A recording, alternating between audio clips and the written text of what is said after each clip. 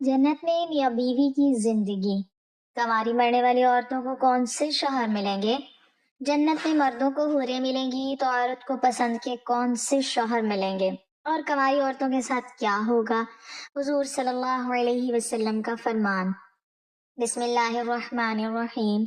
अल्लाह ने जन्नत को पैदा फरमाया और उसे अपने औलिया का घर करार दिया और अपने बुर्गजीदा यानी मुंतखब व पसंदीदा बंदों को रिहाइश बनाया और उसे अपनी रहमतों, करामतों और रजा से भर दिया और इसी की तरफ तरगीब दिलाई है और इसी की दावत दी है और इसका नाम दारुल इस्लाम यानी सलामती वाला घर रखा है। ऐसा घर जिसकी नेमतें ना कभी खत्म हो और ना ही फना। ऐसा घर जिसमें हर भलाई इजाफे के साथ है। और ये जन्नत उन लोगों की मुश्ताक है जो इसे हासिल करना चाहते हैं और उन लोगों के लिए ही सजाई गई है जो इसके ख्वाहिशमंद हैं। और कुरान और हदीस में कई मकामात पर इसकी सिफ़ात का जिक्र हुआ है। इसमें रहने वाले बड़े सादतमंद हैं और इसके वारिस बहुत ही कामयाब हैं। सही बुखारी और मुस्लिम की हदीस है। अबू हुरैरा रज़ी अल्लाह तआला अन्हु से रिवायत है कि अल्लाह के रसूल सल्लल्लाहु अलैहि वसल्लम ने इरशाद फरमाया, अल्लाह ताला ने फरमाया, मैंने अपने नेक बंदों के लिए वो कुछ जन्नत में तैयार कर रखा है जिसे ना किसी आंख ने देखा है और ना ही किसी कान ने उसके बारे में सुना है और ना ही किसी इंसान के दिल में उसका तसव्वुर आया। ऐसा घर जिसके मनाजर शानदार और रोशन होंगे और उसका सहन बहुत ही खूबसूरत है और तामीर बड़ी उम्दा है और उसमें एक ईंट सोने की और दूसरी चांदी की है और इसकी दीवारों का गारा इंतहाई तेज कस्तूरी का है और उसके पत्थर हीरे और मोती के होंगे और उसकी मिट्टी जाफरान की है। जो भी उसमें दाखिल होगा नेमतों में होगा और परेशान नहीं होगा और हमेशा रहेगा। मौत नहीं आएगी, ना उसके कपड़े पुराने होंगे और ना ही उसकी जवानी खत्म होगी। और सबसे पहले हमारे नबी और सरदार मोहम्मद सल्लल्लाहु अलैहि वसल्लम ही जन्नत का दरवाजा खटखटाएंगे तो उनसे खाजिन यानी जन्नत का पहरेदार कहेगा कि आप कौन हैं? वो जवाब देंगे मोहम्मद। तो वो कहेगा कि मुझे हुक्म दिया गया था कि आपसे पहले मैं किसी के लिए भी दरवाजा न खोलूं। और जन्नत के 8 दरवाजे हैं और जन्नत के दरवाजे के 2 पट के दरमियान इतना फासला है जितना कि मक्का और हिज्र के दरमियान यानी मक्का और बसरा के दरमियान है। और पहला ग्रुप जो जन्नत में जाएगा वो 14वीं चांद की तरह रोशन होगा और जो लोग उनके बाद होंगे वो आसमान के सबसे ज्यादा चमकदार सितारे की मानंद रोशन होंगे। जन्नतियों को कज़ाए हाजत की जरूरत ही नहीं होगी और ना ही बलगम और थूक आएगा। उनके कंघे सोने के होंगे और उनका पसीना कस्तूरी की तरह खुशबू वाला होगा और वो उनको ऊद दान यानी ऊद एक खास खुशबू ही की होगी। उनके दरमियान ना कोई इख्तिलाफ होगा और ना ही बोस। एक इंसान की मानंद सब एक जैसे होंगे। आदम अलैहिस्सलाम की तरह 60 फुट लंबे और 60 फुट चौड़े होंगे और सुबह शाम अल्लाह की तस्बीह बयान करेंगे। जन्नत वाले जन्नत में इस हालत में दाखिल होंगे कि उनके जिस्म पर बाल नहीं होंगे और दाढ़ी भी नहीं होगी। नौआमर की तरह होंगे, सफेद रंग और सर के बाल घुंघरियाले होंगे, सुरमगी आंखें, 33 साल की उम्र होगी और उनके चेहरों पर इज्जत, नूर, खूबसूरती और ताजगी नुमाया होगी। आप उनके चेहरों में नेमतों की रौनक देखेंगे।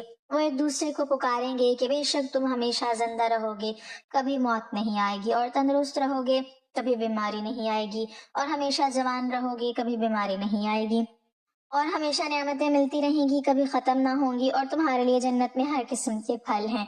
और अगर जन्नतियों में से एक शख्स झांक ले और उसके कंगन नजर आ जाएं तो उनकी रोशनी से सूरज की रोशनी इस तरह मिट जाए जिस तरह सूरज की रोशनी से सितारों की रोशनी मिट जाती है। और जब तुम अल्लाह से जन्नत मांगो तो जन्नतुल फिरदौस मांगा करो, क्योंकि वो सबसे खूबसूरत है और सबसे आला मकाम पर है।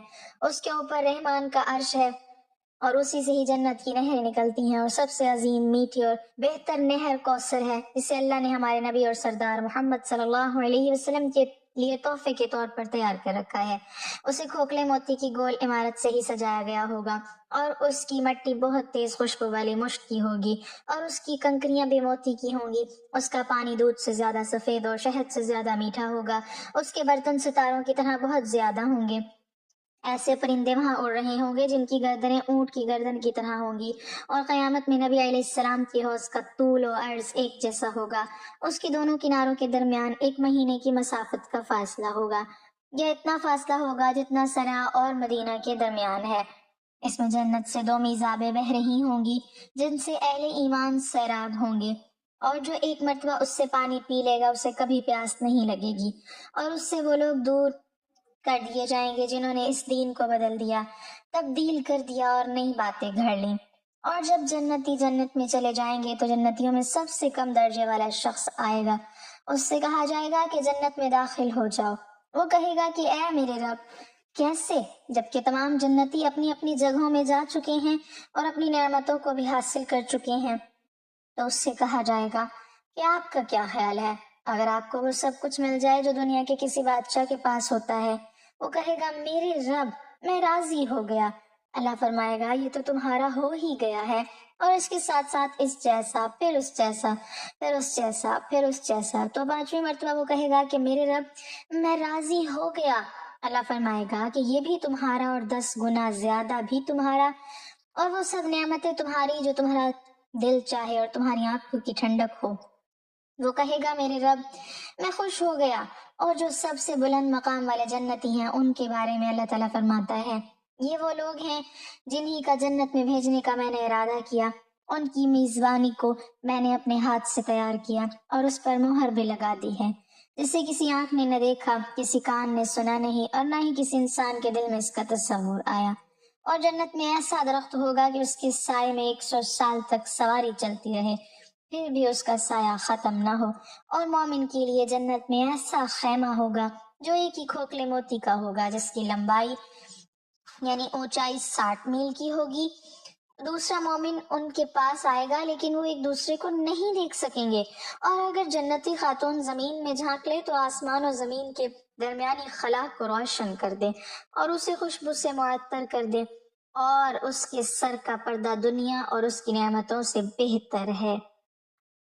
اور جنت میں کوئی کنوارا نہیں ہوگا، اور اللہ عز و جل جنتیوں سے فرمائے گا اے جنتیوں، وہ کہیں گے اے ہمارے رب، ہم حاضر ہیں اور تیری عطا کردہ سعادتوں سے بہرہ ہیں، اور ہر بھلائی تیرے ہاتھ میں ہے۔ وہ فرمائے گا کہ تم سب خوش ہو؟ وہ کہیں گے ہمارے پیارے رب، ہم خوش کیوں نہ ہو، حالانکہ آپ نے تو ہمیں اتنی نعمتیں عطا کی ہیں جو کسی کو عطا نہیں کی۔ وہ فرمائے گا کہ کیا میں اس سے بھی افضل چیز آپ لوگوں کو نہ دوں؟ وہ کہیں گے کہ اس سے بڑھ کر کیا چیز ہو سکتی ہے؟ وہ فرمائے گا کہ میں اپنی رضا آپ لوگوں کے لیے جاری کر رہا ہوں، اور آج کے بعد کبھی آپ لوگوں سے ناراض نہیں ہوں گا۔ کتنی ہی عظیم نعمتیں ہیں اور کتنا ہی بہترین اکرام ہے، اور سب سے عظیم انعام اور سب سے بڑی نعمت اللہ تعالیٰ کے چہرے کو دیکھنا ہے، جس کے سامنے تمام نعمتیں چھوٹی ہوں گی۔ بخاری و مسلم کی حدیث ہے، جریر بن عبداللہ رضی اللہ تعالیٰ عنہ فرماتے ہیں کہ ہم اللہ کے رسول صلی اللہ علیہ وسلم کے پاس تھے، تو انہوں نے 14ویں رات کے چاند کی طرف عشق دیکھا اور فرمایا، آپ جس طرح اس چاند کو دیکھ رہے ہیں اور اسے دیکھنے میں سب کو اکٹھا ہونے کی بھی ضرورت نہیں، اسی طرح اپنے رب کو اپنی آنکھوں سے دیکھیں گے، اور جنت عدن میں اللہ اور جنتیوں کے درمیان صرف کبریائی کی چادر حائل ہے جو اس کے چہرے پر ہے۔ اور پکارنے والا پکارے گا، اے اہل جنت، بے شک اللہ کے پاس تمہارے لیے ایک وعدہ ہے جسے وہ پورا کرنا چاہتا ہے۔ تو وہ کہیں گے کہ اللہ تبارک و تعالیٰ نے ہمارے نیکیوں والے میزان کو بھی بھاری کر دیا، ہمارے چہروں کو بھی منور کر دیا، ہمیں جنت میں بھی داخل کر دیا اور آگ سے بھی بچا لیا۔ اب کون سا وعدہ باقی ہے؟ اللہ تعالیٰ اپنے حجاب کو ہٹائے گا اور وہ اس کی طرف دیکھیں گے، اور ان کو جنتی بھی نعمتیں اللہ نے دی ہوں گی، ان سب سے زیادہ پسندیدہ نعمت یہی ہوگی کہ وہ اپنے رب کو دیکھتے رہیں۔ ناظرین، آج اگر آپ اللہ تعالیٰ اور اس کی کتاب پر ایمان رکھتے ہیں تو پھر آپ کے علم میں ہونا ضروری ہے کہ اللہ تعالیٰ نے اپنی کتاب میں ارشاد فرمایا، اور آپ کا رب کسی پر ظلم نہیں کرے گا، اور دوسرے مقام پر فرمایا، بے شک اللہ تعالیٰ ایک ذرہ برابر بھی ظلم نہیں کرتا، اور اگر کوئی نیکی ہو تو اسے دگنی کر دیتا ہے اور اپنے پاس سے بہت بڑا ثواب دیتا ہے۔ اللہ تعالیٰ نے اس شریعت کو مردوں اور عورتوں کے لیے برابر نازل کیا ہے۔ قرآن کریم میں جہاں بھی مردوں کو خطاب ہے وہیں عورتوں کو بھی ہے، اور جہاں پر حکم ہے مردوں کو خطاب کیا گیا ہے اس میں عورتیں بھی داخل ہیں۔ الا یہ کہ کوئی ایسی دلیل ہو جہاں پر مردوں اور عورتوں کے درمیان فرق کیا گیا ہو، مثلاً جہاد اور حیض اور ولی کے احکام میں فرق ہے وغیرہ، اور یہ کہ آخرت میں عورت کو جنت میں کیا بدلہ ملے گا، تو اس کے متعلق آپ کے لیے ذیل میں کچھ آیات اور احادیث پیش کی جاتی ہیں۔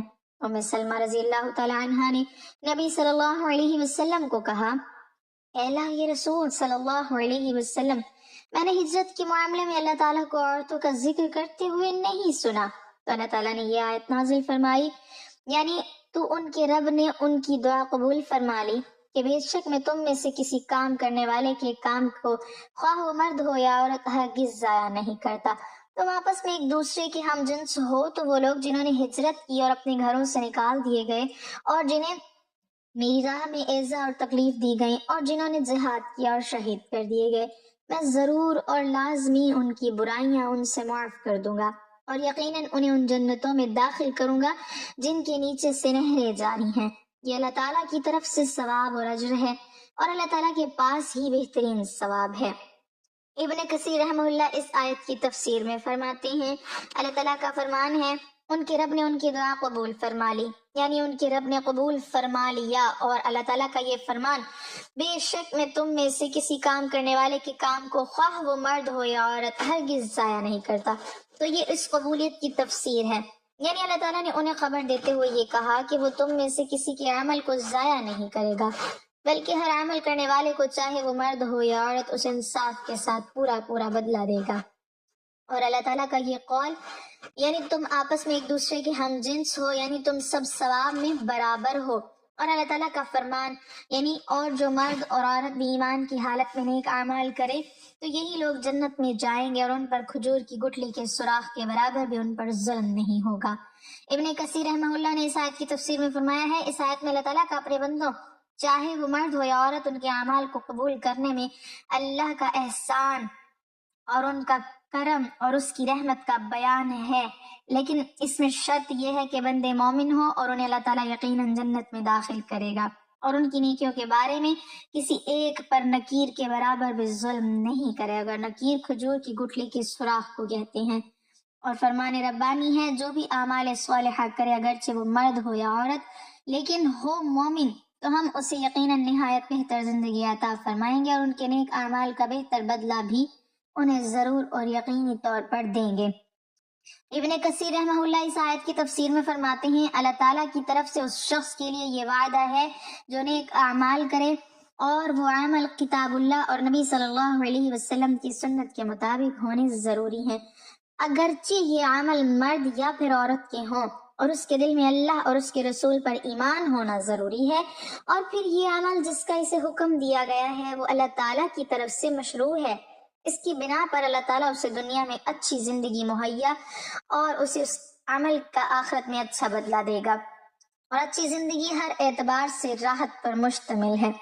ارشاد باری تعالیٰ ہے، جس نے گناہ کیا اسے تو اس کے برابر ہی سزا ملے گی، اور جس نے نیکی کی چاہے وہ مرد ہو یا عورت لیکن ہو مومن تو یہ لوگ جنت میں جائیں گے اور وہاں بغیر حساب کے روزی پائیں گے۔ جنت میں جانے والے مرد و عورت کو پراگندہ خیالات و خواہشات سے پاک کر دیا جائے گا اور تزلزل کے حصول کے تمام حلال اسباب نہ صرف میسر ہوں گے بلکہ انہیں اس کی خواہش بھی ہوگی۔ جنتی خواتین اپنے شوہروں کے ساتھ ہوں گی اور اپنے شوہروں کی حوروں کی سردارنیاں ہوں گی، تاہم انہیں جنت میں متعدد شوہر میسر نہ ہوں گے، اور جو عورت شادی سے پہلے وفات پا جائے اسے جنت میں اختیار دیا جائے گا کہ جس جنتی مرد کو پسند کر لے اسی سے اس کا نکاح ہو جائے اور اسی کے ساتھ وہ ساری زندگی بتائے گی، یا اللہ پاک اپنے قدرت سے جنت میں ان کے لیے جنتی مرد پیدا فرما دیں گے جن کے ساتھ وہ ہمیشہ رہیں گی، جیسے مردوں کے لیے حوریں ہوں گی۔ نیک عورت اگر شادی شدہ ہے تو جنت میں اپنے جنتی شوہر کے ساتھ رہے گی اور شوہر کو ملنے والی حوروں کی سردار ہوں گی، اور اللہ تعالیٰ اس عورت کو ان سب سے حسین و جمیل بنائیں گے، اور وہ میاں بیوی آپس میں ٹوٹ کر محبت کرنے والے ہوں گے۔